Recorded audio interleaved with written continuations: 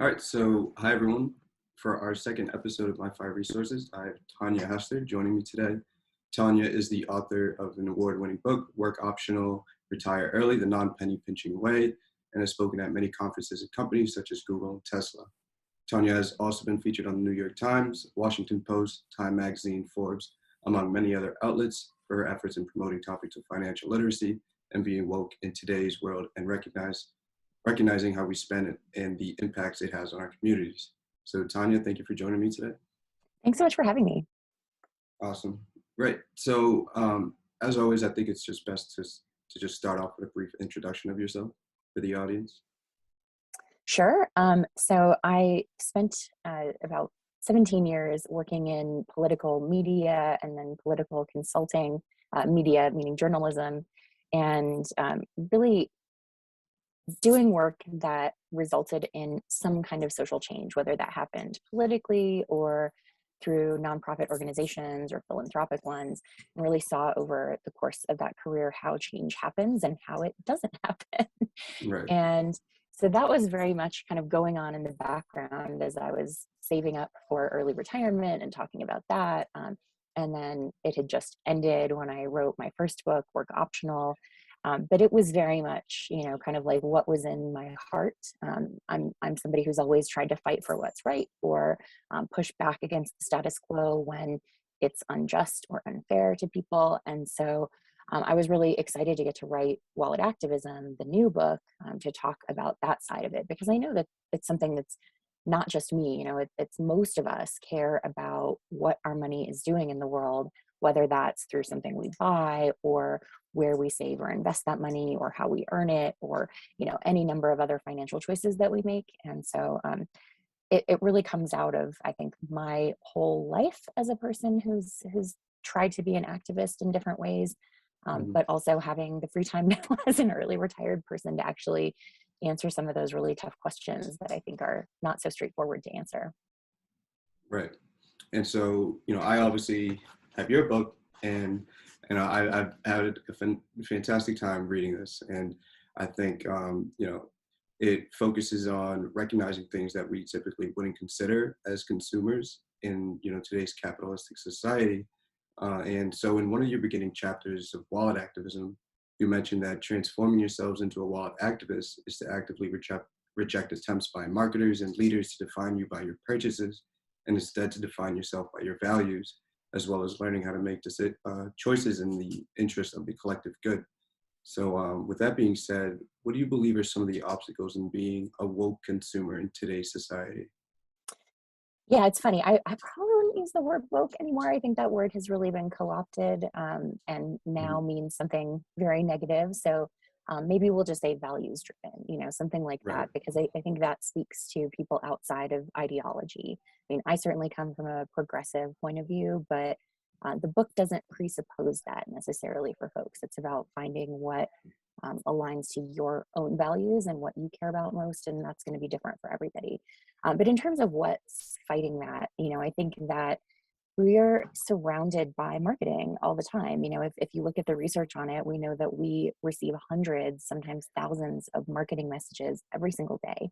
And a lot of those, marketers are smart. I used to be a marketer. I know that like they're very tapped into what people are thinking and care most about. And marketers know that people care about environmental impact of their purchases or how something might rely on exploited labor or what that means for other people. And so they go to great lengths to try to make you feel good about what you're doing. And a big example that I use in the book is the idea of plastic recycling.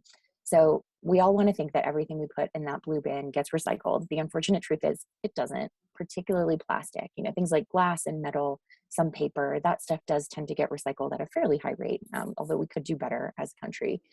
But with plastic, very little of it actually gets recycled, and the stuff that does just gets downcycled.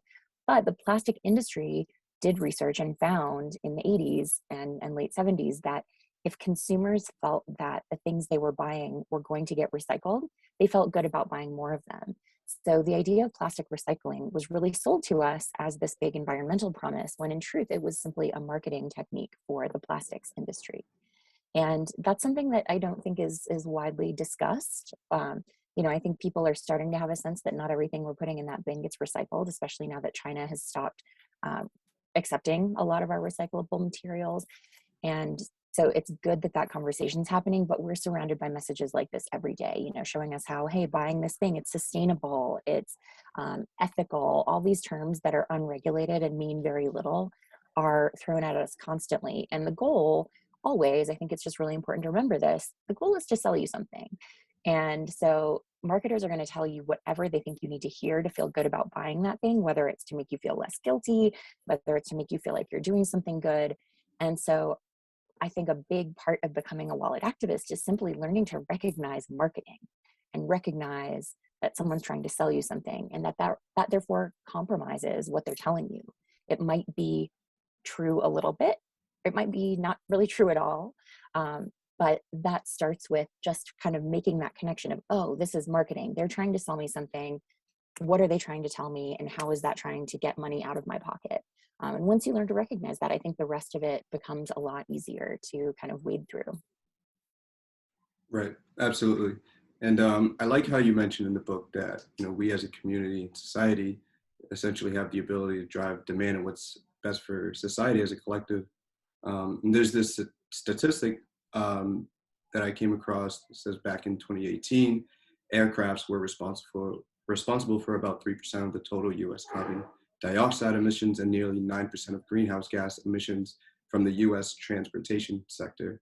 So from with this being said, how do we approach things which negatively impact our environment but are also essentially necessities, for example, getting gas to go to work or traveling by airplane? Yeah, I think it helps really. And this honestly goes whether you're talking about trying to harm the environment less, or you're talking about doing things that are good for your own personal finances.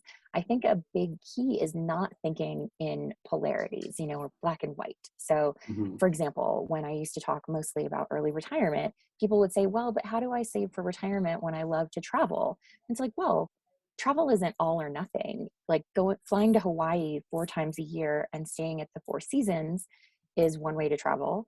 But you could also go to Hawaii once a year or never and go somewhere else and stay in a lower level hotel, or take road trips, or, there are so many different ways you can economize that. So it's not a matter of travel or no travel. It's like, well, to what extent do I want to travel? And what impact does that have on my finances? But I think equally with the environment and the exploitation of people who live in the places that we like to travel, we can think about, well, maybe I could travel a bit less, or maybe I could change the way that I travel. I could travel more by train and bus instead of always flying, or I could think about ways that I could pack my trips together so that I take one longer trip, which involves fewer total flights. There are all kinds of options that we have, and I think I would never try to say that there's a silver lining to the pandemic, because this has been truly awful for so many people, and so many people have died, and it's just terrible. I think that it is an opportunity where a lot of companies are looking at, well, do we need everybody in person all the time? Do we need to put somebody on a plane, or could we do this meeting over Zoom? Things like that, I think, are moving us in the right direction. Or if you're commuting less often, I think that the fact that so many people worked from home for so long is going to put a lot of pressure on companies to not make people be full-time in the office. So if you're commuting 3 days a week instead of 5 days a week, then that's less impact. And that's also like better for your own mental health and sanity, to not be sitting in traffic 5 days a week, or doing these things that aren't good for you, aren't good for the environment, aren't good for your pocketbook. I mean, all of those priorities align together. So I think just looking at ways you can scale back can be a really powerful act. If we all drove a third a third less than we do, or half as much as we do, that would have a huge impact. And it's not asking anybody to give up their car or quit driving. It's just saying, how can we scale this back so that we're using less, and also sparing ourselves the agony of the commute. Right. And so you mentioned that um, typically the problem isn't someone's lack of voice, but the lack of listening by those with power and authority. So I wanted to dive into policies and essentially why, as a community, these issues are often short-sighted. Like, are these goals too big and unattainable on like a wide scale adoption? And not at all. I mean, and I think we're talking about lack of listening. We're talking often about people who uh, live in poverty or are low income, or people who are being really deeply underserved by our current system. Will often say, oh, well, let's be a voice for the voiceless or whatever, when it's not that people are voiceless, as you said. It's that there is a lack of listening. And a huge part of that comes from the fact that our political system runs on money. It runs on um, political contributions from wealthy people who then, they get in the door with politicians who then listen to what they have to say. The fact that, the average net worth of a member of Congress is well above $1 million. You basically have to be wealthy to run for office in the first place. So we have this system that is giving a whole lot of attention to the needs and wants of very wealthy people. But the people on the other end of the spectrum, one, don't have the time and energy to engage in the same way because they're trying to make ends meet. But also, nobody is going to them and saying, hey, what do you think? What do you need? So it's just sort of I don't want to say natural as though it's okay, but like that's kind of what we should expect of a system that's built like ours. And so a huge part of what we need to do is to show that those who have flexibility with their money and have the ability to make choices are willing to make choices that maybe aren't in their own best interest all the time, but are in the interest of others who have less power and less influence. And so I think it's honestly a very simple thing to do once you kind of rewire your brain that way, both in terms of the purchases you make, the financial choices you make, and what you speak up about. Like I give the example that I think is powerful. You see a lot of women, for example, talking about um, women's equality issues, closing the wealth gap, closing the income gap, things like that. And they'll talk about how we need more women CEOs. And that's true, we do. Women are a tiny fraction of CEOs or any sort of C-level executives in the corporate world, even though women earn more than half of all college degrees, more than half of master's degrees, more than half of PhDs.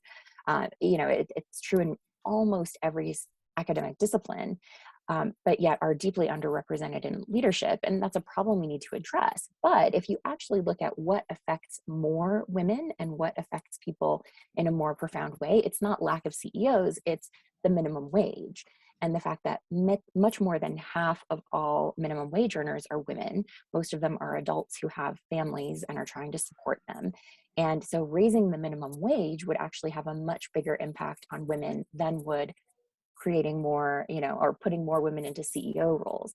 So it's looking at who has the least power now. Is it the types of women who are in line to be CEO, who are some of the most privileged women in society, or is it the minimum wage earners? And I think you get the point of that I'm making, but it's sort of that idea of like, where do you focus your attention? Because we can't focus on everything. We'd love to focus on every issue, fix everything, but we have to sort of be economical with our attention, just like we do with our money. And so I really urge folks to look at sort of who is at the bottom of that power structure that you're looking at, and how do we make changes that shift that a bit for them, rather than just looking at our own pet issues. Right. And I think that, it's kind of is somewhat difficult. I guess, not all the times we consider where our money is essentially going. So you touch upon this a lot in your book, but so just very briefly, what would be the right steps towards becoming a wallet activist? So say I wanted to start today, just be more economically aware of where my money is going towards in the companies and, their goals and missions. What are the best steps to taking towards, becoming a wallet activist? Yeah, the good thing is there are so many different ways that you can approach this. And we live in a big, complicated economy. The scope of the problems we're facing, whether it's the climate crisis or the inequality crisis, they feel really big and huge. And I think it's easy to feel overwhelmed. And so I think starting small, knowing you're not going to understand where every dollar you're spending is going and how it traces through the whole economy. That's an incredibly complex process. And I wouldn't say after spending years writing this book that I have a clear sense of that, and with every dollar that I spend. I have a sense of it with a lot of them, but it's a process. So I think starting with something that resonates with you. I offer a lot of different things in the book, and there will likely be something that jumps out for you.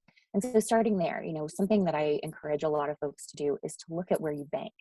because we talk a lot in personal finance about responsible investing and where the money that you're investing is going or what it's funding. But the truth is that investing is pretty complicated. And just because you're not investing in something directly doesn't mean that some of your money isn't still getting invested there. Or you might say, well, I don't want to invest in fossil fuels, but then the private equity funds are still buying up all the fossil fuel shares that other investors are dumping. Mhm. And so it's a messy system. But with banking, the banks fund a huge number of the projects in the world that we might not want to support with the dollars that we have sitting in our savings accounts. So the big banks, the big corporate ones, the ones that have branches all over the place, you know who they are generally the largest funders of new fossil fuel exploration projects in the world. And a lot of those are things like the Keystone Pipeline or different, the Dakota Access Pipeline, pipelines that have gone through Native or Indigenous territories and infringed on tribal sovereignty and done all of these, bad environmental things. And so a good way to cut off the funding for that is simply to move your money to a credit union, or even better, a community investment credit union, or a Black-owned bank, or any number of other options that you've got these days. And I know it's a pain to change your bank, but you do it one time and you move all your deposits and you do all that stuff, and then it's done forever. And then you never have to think about what your money is funding again, because it's not funding bad stuff like that or stuff you might not want to support. And so that's, I think, a really great first step. And honestly, if people read the book and do one thing, I'd say do that if you're with a big bank. But you might read something in the book and feel really inspired to go a different direction and say, okay, I'm going to from now on look at where the political contributions are going of the companies that I spend the most money with. And that could be a great way to go about it. Or, you might say, I'm going to just go at this from the food that I buy and really focus on making changes there, whether it's buying less meat, buying less dairy, or, focusing on buying organics in the areas where that's better, and not stressing about it in the areas where organic is not better. There are so many options. So I think listening to your own gut on it and saying, I'm going to go with what stands out to me. I think that's a great approach. I think that wasn't brief. Sorry about that. No, that was fantastic. And yeah, so I think, like if we apply like the principles of wallet activism towards issues we face today, it amplifies the situation and essentially the need to address these situations. But so I think it's a lot easier said than done.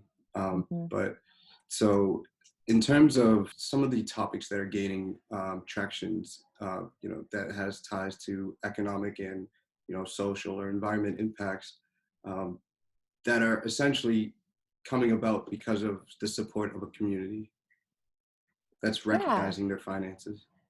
Yeah. I mean, I think that there are a lot of different um, smaller movements or things that are more siloed, perhaps, within a particular frame. So, in personal finance, ESG investing, which stands for environmental, Right. social, and governance, that's certainly gaining a lot of steam, and a lot of companies are having to shift their holdings so that they can get good ESG ratings. I think that that's a positive thing that more investors are thinking and talking about that.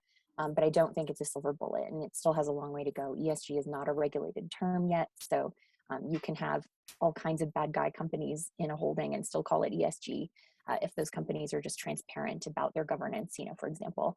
Um, then I think, for example, in the food space, there's a lot of pushing toward eating less meat generally. We've seen for years the Meatless Monday campaign, and that's sort of a thing that people like to do on social and share meatless recipes. And I think that that's a good place to start for a lot of folks, that thinking more broadly about that, because eating less meat is certainly cheaper and better for your finances, but it's also better for the planet because meat is one of the most carbon emissions intensive things that we make and transport and all those things. So that's a good one. Honestly, I think that there are so many different small things that are sort of looking at one narrow lens and saying, how can we do better here? That I think are all really good and are helping people get to this place of, hey, my money has power. The things that I do with it, I have power. And that's true even for people who don't feel that they have a lot of financial flexibility in their life. You still have power with the choices that you make. And so I think it's trying to connect the dots for some of these things instead of saying, okay, just Meatless Monday or just ESG. It's how do we bring them together But you see minimalism and zero waste movement and more veganism and just all these different things that are happening that are, and I'll say I'm not trying to push people to be vegan at all. It's more like we were talking about with travel of, Hmm. can you calibrate it and maybe have a bit less? So it's not about having to give anything up entirely. It's just saying, do I need this much meat all the time or this much dairy if those are things that you eat? And so I think it's just connecting the dots, I think, for more of it, and bringing it sort of, this will sound sort of woo woo, but sort of like into your heart and soul and making it part of what you prioritize, so that it's not about like getting attached to these hashtags or little movements, but it's about, thinking in a bigger picture way about your impact on the world and society and how you can lessen that impact a bit. Right. And, I believe that, it's not always what everyone's doing. It's kind of, your belief and what you believe is right for yourself. So I do definitely think that it's important to not always consider, the path that everyone's following, but more so your direction and pretty much what's being impacted and, you know, um, uh, things of that nature. But Hmm. so I wanted to touch upon school curriculum, essentially your stance on, you know, implementing principles of wallet activism for individuals and students who are younger, from elementary school to high school, and pretty much like the importance of implementing this type of knowledge and resource at a young age and the impact that it would have in the future.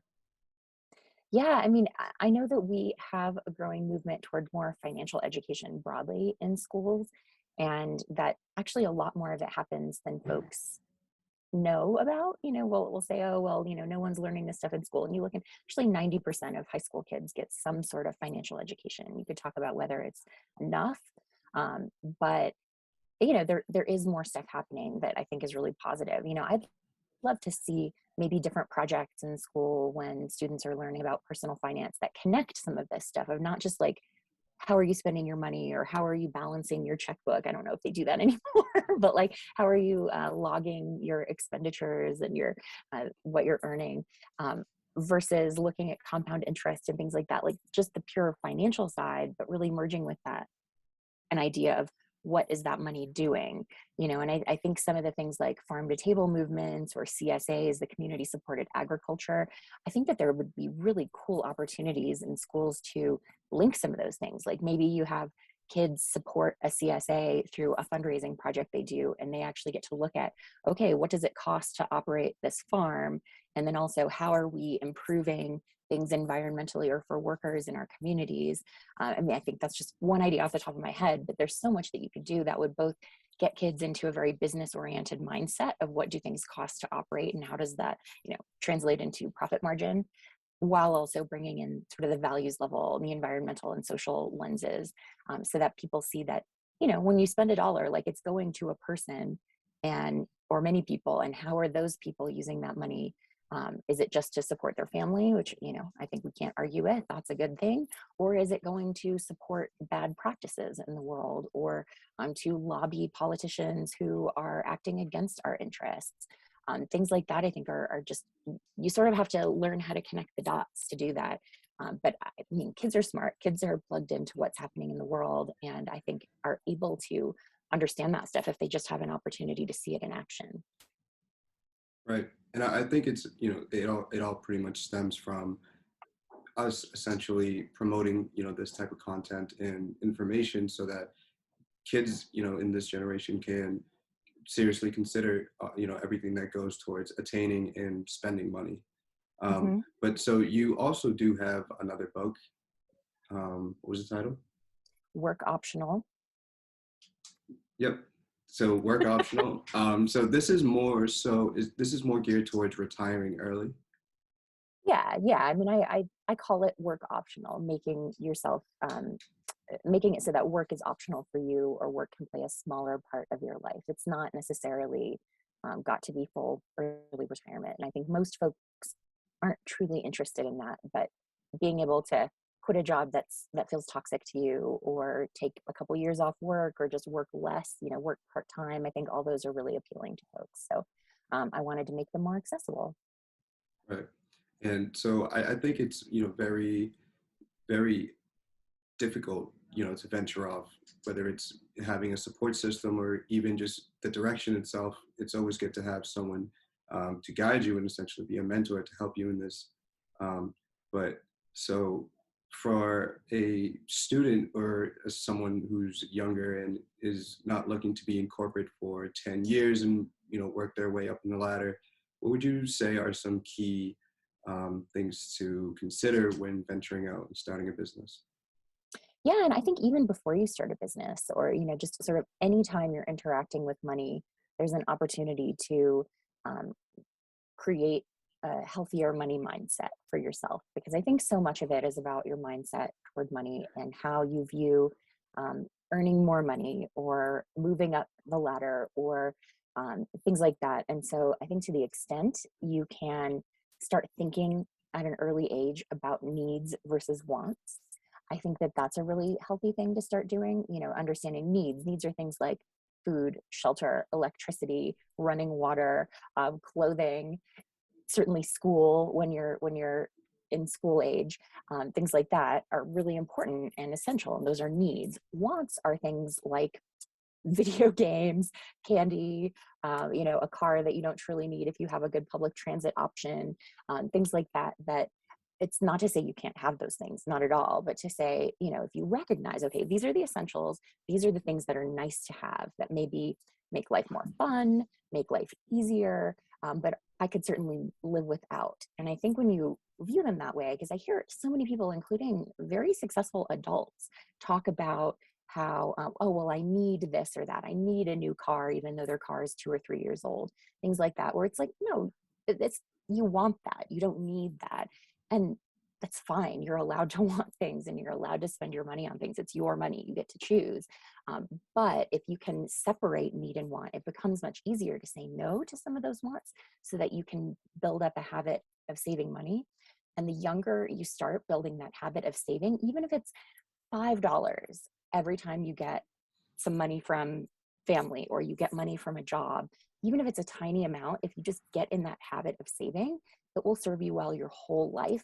And that becomes much easier when you can just understand the things that you need in life versus the things that you want. And then you can really prioritize, okay, which of these wants are most important to me, really will make my life better, and which just give me that sort of temporary good feeling of buying something, but don't actually lead to lasting happiness, which is most things we buy. So learning to recognize that is both good for your own finances and your own financial future, and it's good for lessening our impact on the planet and relying less on the exploited labor of other people who make those things that we buy. Right. So you happen to retire at the age of 38, if I'm Hmm. correct. Yep. So could you kind of just, without having to go into every little detail, could you kind of just walk us through that journey and pretty much the obstacles you faced? And if you could go back, the things that you would do, right, essentially, this go around. Yeah, I mean, the good thing is I describe the journey to do that as incredibly boring. So basically, my husband, Mark, and I Yeah. um, basically said, okay, at this point in our lives, which was right around when I was 30 or so, said, okay, this level that we're at now, we feel comfortable here. We don't need to spend more than this. If we spend this amount every year, we feel plenty happy with how we're living. And so then we worked on trying to earn more at work by working harder, getting promotions, taking on more responsibility so that we increased our earnings. But because we'd said, okay, this is the level of spending that we're comfortable at and we don't need to spend more than this, all the new money we earned above and beyond that point, we just saved. And so at first that wasn't all that much because it was just, like one raise above that. But then over time, as those raises compounded and grew bigger and bigger, we started then saving at a really high rate because um, we still kept our living expenses where they'd been. We felt like we had enough flexibility to live the life we wanted, to go out to eat when we wanted, to travel some. We felt very comfortable. So we didn't need that extra money and saved that, and then let the magic of compound interest happen. And when you have money saved or invested and time passes, that money grows without you having to do anything, and it's really wonderful to see that happening. And Mm. that's truly it. And we had a very boring investing strategy. We just focused on low cost index funds, and that got us there. In terms of what we do differently, not a lot. honestly. I think that the main thing is we missed out on a couple of once in a lifetime type trips because we were very focused on our savings goals. And we said, okay, if we take this trip this year, like some friends had a destination wedding in Italy. And we said, okay, if we go to this, we're not going to hit our savings target for this year. And, that's certainly one rationale for making that choice. But if we had gone, we would have had irreplaceable memories for a lifetime. And so, okay, it would have set us back a few $1,000s, but like in the scheme of things, it wouldn't have delayed us hitting our goals by all that much. And so I think we prioritized the financial side of it a little too much in that case. So I think that there are just a handful of things we wish that we'd done along the way, and not missed out on. So I think it's a little bit of striking a balance between like YOLO and spending on everything and saying yes to everything. Doing that is not maybe a great recipe for having financial security for most of your life, but striking a balance so that some of the time you're saying YOLO, and some of the time you're saying, okay, we don't need to do every little thing. We're going to save that money instead. I think we just didn't have the balance quite right. But overall, big picture, I think we felt pretty good about it because we didn't try to live on rice and beans and do nothing fun. We still lived, our good life that we felt comfortable with. We just said, okay, we don't need to spend more than that. And I really highly recommend that approach. So, you hit your comfortable spending level, and then you don't try to keep inflating your lifestyle just because all your friends are earning more and buying fancier cars or whatever. You're not trying to keep up with the Joneses. You're trying to just do your own thing, live your own life. And I think that's a pretty good recipe. That's fantastic. I think that, it's like I mentioned, it's a lot of what we discuss is kind of discipline and, sticking to regimens. So it is a lot harder said than done. You could have a savings account, you can have that emergency fund, but I feel like oftentimes we can find ourselves dipping in, and then essentially that would be negatively affect us in the long run. So for a last take, I wanted to kind of just see your thoughts on sticking to a regimen and pretty much things to implement or consider, to do so. Yeah, it's funny that you say it takes discipline, because I have no discipline. I think it's really important for people who talk about finance and give advice to admit, their own shortcomings. And in my case, if you say, okay, here's $100, do you want to save or spend it? I'll say, well, I want to spend it, because I think that's how most of us are. And so I am a huge fan of creating systems that take the willpower out of it, that take the discipline out of it. You just have to be strong one time and set things up. So most people, if you have a job and you're getting a paycheck, most payroll departments at companies have the ability to split your paycheck. So when you're doing your paperwork that says, okay, here's my bank account, here's where I want my paycheck put, they usually have space for 2, sometimes 3 different accounts. So you can do what I did, which this is how I started my whole financial journey of starting to save and be better about my money. Is I set it so that I had most of my paycheck go into my main account, and then I had $50 per paycheck go into a savings account. In that case, it was my savings account at the same bank, but I think if I had it to do over again, I would put that at a different bank so that, as you said, it's not tempting to dip into it. It's kind of hidden from yourself. I call a lot of this hiding money from yourself, because that's what works best for me. But so I did that. I had $50 go, and the first paycheck I noticed, but then you just sort of readjust. You say, okay, I understand that my paycheck's a tiny bit smaller now, and I'm going to just adapt to that. And a few months later, I looked and I had saved a few $100s. And that was like the first money I'd ever really saved. I had always been bad at saving because I relied on willpower and discipline. But I found that automating it made that much simpler. And I got so jazzed about that. I went into payroll and said, hey, I want to raise it. And so I raised it to $100 a pay period. And then that was really the basis of what Mark and I did the whole time. So then we didn't always have our paychecks split that way, although that was a great way to get started. But instead, we'd set things up so that, like, on payday, we had automatic investments, or a deposit into our investment account just leaves. So it left at the same time the paycheck came in, so that we didn't see that money there for very long and we didn't miss it. So I think if you don't see the money, you don't miss it. You don't think about spending it. So if you can just sort of like take it away, or at the end of the year, if you get a raise, even if it's 1%, saying, do I really need that raise? Do I need it to get by? If you do, then take it. You need it. But if you don't, then you can save that little bit of extra. And that's just like a little bit of extra in the background that's going into your savings or your investments. You barely notice it.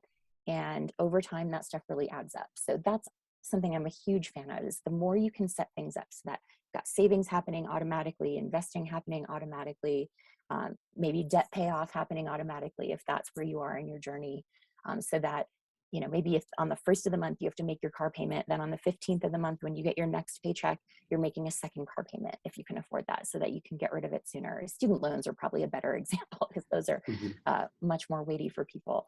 But you've got all these different options. So I think the more that you set it up to just sort of hide that money and make it happen in the background, I think the better, so that it really doesn't take any discipline at all, which I think is much more adaptable for most of us. Right. And I think that's a fantastic approach, you know, kind of automating the system so that, you know, you won't have to put much effort into doing so. It just kind of happens for you. And then before you know it, you know, 2 years goes by and you have a couple thousand saved up, you know, in your savings account. Um, so I did want to touch up on budgeting because even, you know, I feel victim to budgeting. You know, I feel like it obviously applies to many different situations depending on your financial situation.